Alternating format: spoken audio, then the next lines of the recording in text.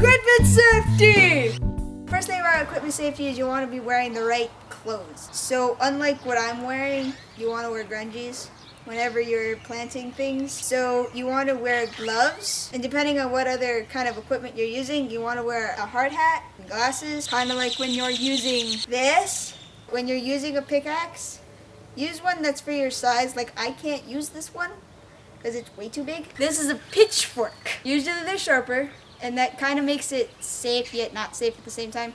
Because if you're trying to put it in the ground and it's dull, you're gonna have a hard time. But when it's sharp, it goes in easier and you're less likely to hurt yourself in the process of getting it in the ground. You want to make sure that you're not slinging it over your shoulder or you don't want to sling it over your shoulder, and you don't want to run with it like this. You don't want to run with any tool anyway. When you set it down, you want to set it down like this, not like this. Same with the shovel. You don't want to run with it like this or like this. You most likely want to walk with it like this or like this, not like this. Same with the pickaxe. You're not a dwarf. You don't go hi-ho with it over your shoulder. You also want to make sure that you have the right shoes when you're using things with spades, sort of like a shovel or a pitchfork. Even with a pickaxe, because you don't want to sever your toes.